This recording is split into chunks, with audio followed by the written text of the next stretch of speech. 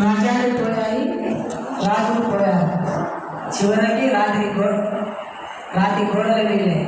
అయితే ఏంటి, వాటి మధ్య మనం రాటు వెళ్దామంటూ ఢిల్లీ పీఠంపై ఉన్న బహుశాలు మన గద్వాల సంస్థానం యొక్క వీరత్వాన్ని తెలియజేస్తూ చరిత్ర పుటల్లో నిలిచిపోయిన చిరస్థాయిలో వీర వనిత విదుషీమణి అయినటువంటి వీరగాథ కలిగిన మహారాణి ఆదిలక్ష్మ దేవ ప్రభుత్వ డిగ్రీ కళాశాలలో అడుగులు వేస్తున్నటువంటి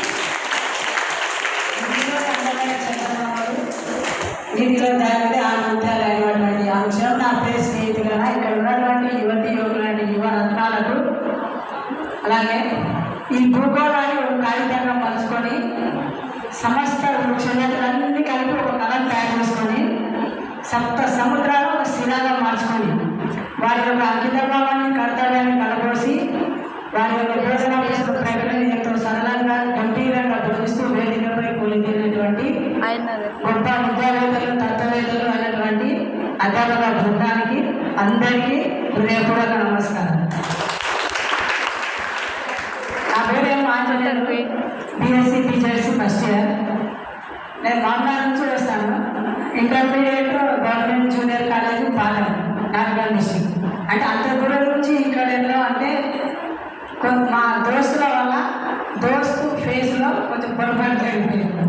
అట్లా అందుకని అట్లా కాబట్టి ఇక్కడ వచ్చిన అయినా సరే ఇక్కడ వచ్చినాక నాకు ఏమర్థమవుతుందంటే తెలుసా చెప్పినట్టు ఎంతో ఆధ్యాత్మికంగా ప్రశాంతమైన వాతావరణం ఇక్కడ నాకు అనిపిస్తుంది. అలాగే ఎన్నిసార్లు చెప్పినట్టు కూడా మేము అన్ని క్లాసులు నేను గమనించాను. నాకు అనుభవాలు చెప్పమంటే ప్రతి class botany, zoology, chemistry, Telugu, English అన్నీ గమనించాను. ఇక్కడ వచ్చినాక నాకు అర్థమైంది.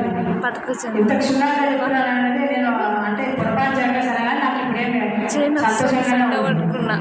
ఇక్కడ ఇంకొకటి, మనం ఒకే ఒక జీవితం, అందమైన జీవితం, కానీ దాన్ని అందంగా తీర్చుకున్నది బాధ్యత మాత్రం కొందరు మాత్రమే ఉంటుంది.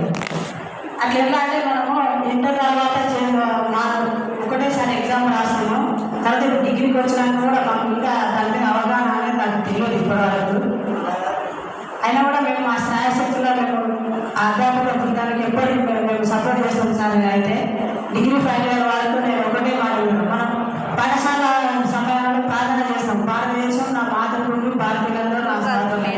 నేను కూడా ఇప్పుడు చేయలేనప్పటి నుంచి కూడా అంటే దాదాపు 6 నెలల నుంచి కూడా నాలో కూడా ఒక స్ట్రగుల్ అనేది ఉంది. డిగ్రీ చేయాలి, ఉద్యమాల పుట్టి గంట ఉస్మానియాలో ఉద్యమించాలి, అట్లా ఏదో ఒక సబ్జెక్టు.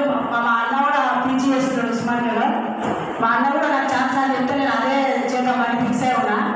పక్క మేము చేస్తాం. అయితే అమ్మ ఒడి, దేవుని గుడి వీటికి విలువ ఇస్తున్నంత మాత్రం మన జీవితం హాయిగా సంతోషంగా సాగిపోతుంది. థ్యాంక్ యూ సార్ ఈ అవకాశం.